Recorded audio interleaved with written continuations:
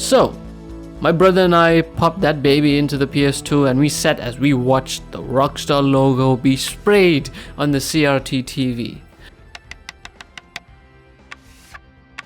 Then introduced to the beautiful and nostalgic Vice City Stories theme.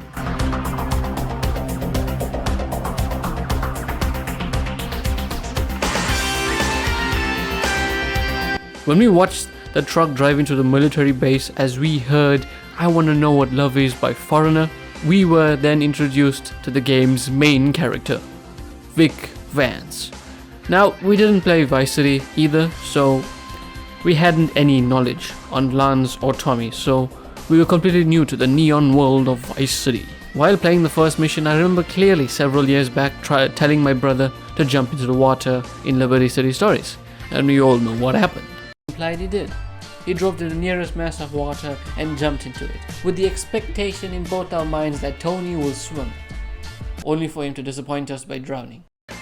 My brother told me to jump into the water, and I looked at him and I told him with such confidence to shut the fuck up, because I was much wiser now and assumed that Vic couldn't swim, only for him to jump out of the boat during the cutscene. I screamed, "No!" only for the cutscene to end and for Vic to start floating in the water and the game telling us to swim to shore. I was bamboozled, I was shell-shocked, I was thunderstruck, I was staggered at what I was witnessing at the time. Vic could swim, albeit for a short time, but he could swim, which made me very happy indeed. Again, I'm not going to talk about the game story. Yeah, you can watch these videos for that. This is about why I love this game entirely and why it is my favorite in the franchise. I'll never forget the fun I've had in this game. It's a big step up compared to Liberty City Stories. You could do more, not only swimming, you could fly planes and helicopters, ride jet skis or the Sea Shark. Also, the reintroduction of the famous BMX. Well, there was only one location that I know of where they had it, but I was actually surprised by the amount of things you could do. Reminder, this game was also released in the PSP and that was fucking impressive. There's also the introduction to the Empire system. This system reminded me a little of the gang territory system from San Andreas, where you have to destroy something in order to start a takeover, but in Vice City Stories you have to destroy a vehicle, which starts out a small war between you and the gang currently occupying the business. I always chose the drug empire because my brother always chose it and he paid more. The only good thing about the prostitution empire business, in my opinion, is the special car that you get, the Polaris V8. There are other things like protection racket, robbery, but if you had to choose which empire to run, I implore you to consider drugs. If taking drugs is uncool, I'm the most uncool motherfucker on the planet. Fuck you. You could also purchase special vehicles located sometimes near your safe houses. For example, the Bulletproof Sanchez, and my favorite, the Little Willie. I always had fun just driving across the beach, looking at the sunshine, admiring the lights of each building lets out during the night.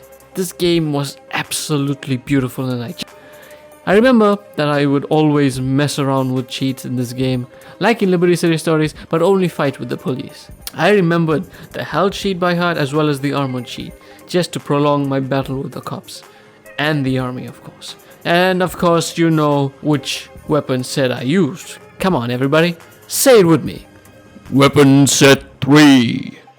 Not much had changed in the gameplay from Liberty City Stories except for one thing: the hand-to-hand combat. Vic is an absolute beast. If you walk behind someone and grab him, you could do one of two things. You either beat the shit out of them or simply snap their necks. That was fucking insane. You have no idea how many hours I spent running around Washington Beach, running after everyone just to snap their necks. Not only that, if you could grab them from the front, you could not only beat them up, but you could also throw them. So I would always grab them and throw them into water as if I was Dexter. Anyway, where was I? Oh yeah, the actors. Let's talk about the actors for a moment. I'm not going to go into detail of the characters, just tell you who I think was the biggest surprises to me.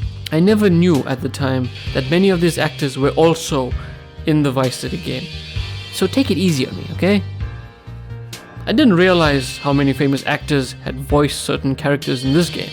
Like Umberto Robina was voiced by none other than the badass that is Danny Trejo. Growing up as a child, I would see him in so many of the action films I've watched, and oddly enough, even Spy Kids. Ricardo Diaz was voiced by one of my favorite Puerto Rican actors, Luis Guzman. Oh man, what an actor. I wasn't expecting him to be in the game, but it was absolutely amazing to see him. Some of my favorite movies with him were like Welcome to Collinwood and Punch Drunk Love. I mean, he didn't play a big role, but it was nice.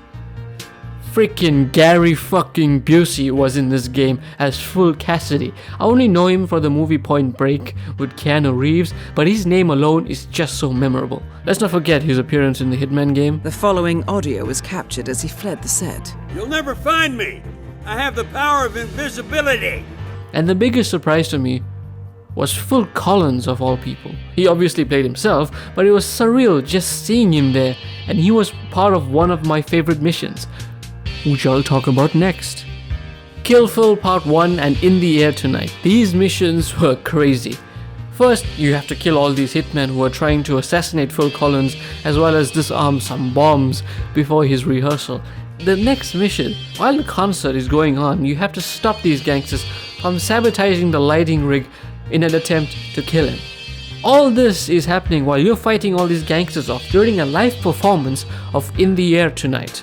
It's insane and nostalgic. Once you finish the mission, you're able to watch the entire performance, well, without the killing, of course.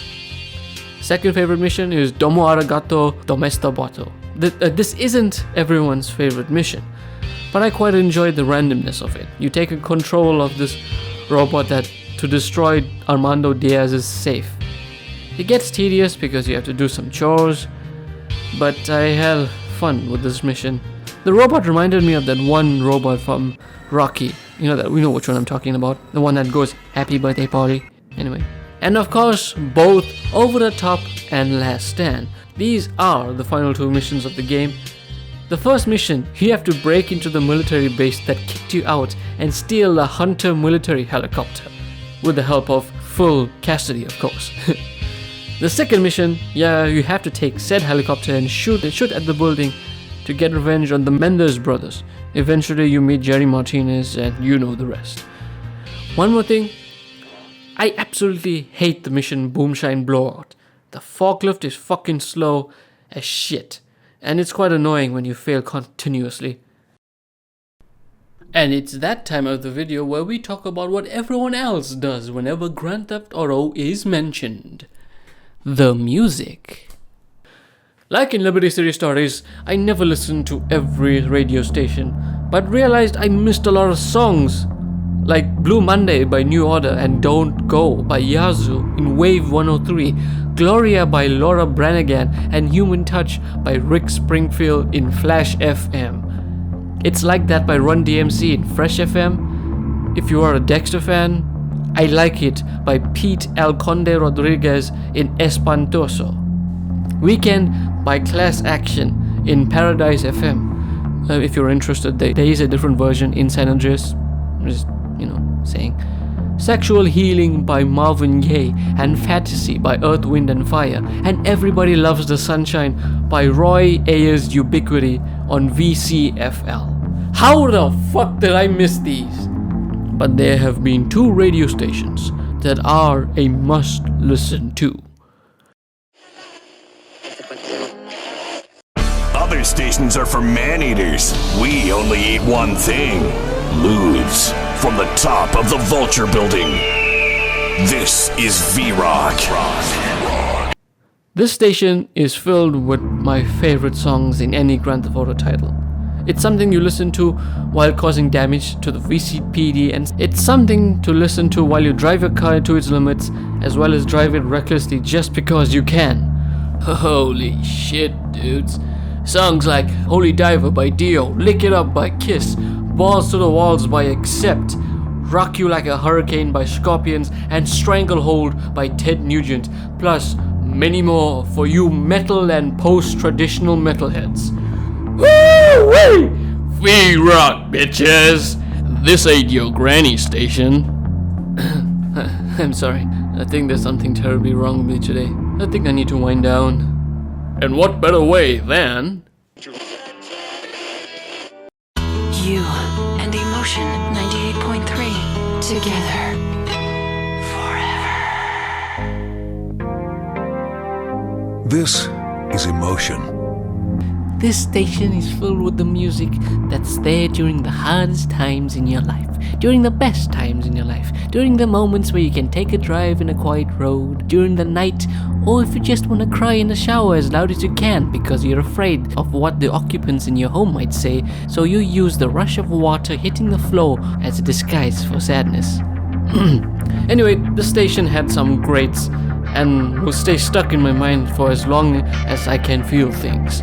Songs like I'm Not in Love by 10cc, Never Never by Assembly, and We Belong by Pat Benatar. These songs, coupled with the song from Vice City, kept me going through some difficult times in my life. Totally not related, but after playing Grand Theft Auto Vice City, that game and its own version of Emotion 98.3 introduced me to Kate Bush and the song Wow. It was amazing and I fell in love with her music ever since. Didn't have to wait for a certain Netflix show because GTA did it first. In the words of Kate Bush, you're too busy hitting the Vaseline. As mentioned, Grand Theft Auto Vice City Stories is my favorite game in the franchise. I hope GTA 6 will eventually take that spot, but we still haven't heard anything yet. This game's atmosphere, characters, story, music is all worth revisiting them and reliving the experience of playing the game for the first time. Speaking of characters, I didn't know that this guy in the beginning of Vice City was actually Vic Vance. He looks like he's been through some shit following the events of Vice City's story. It's unfortunate to see him die in such a way. Such a weak way. I always thought Vic would die in a blaze of glory, killing every single gang member and corrupt cop in Vice City, but instead he dies while doing a drug deal. It's a shame that we'll never get a true remaster of this game due to its copyrights, as well as the appearance of Phil Collins. But I can't recommend this game enough to any of you guys looking to revisit the old Vice City before GTA 6 releases. The best way to play this is on PS2 hardware or the PCSX2, or you can always try it on the PSP. Well, that's my story of how I fell in love with this little game. Thank you so much for watching this video. Thank you so much for your time. Till we meet again.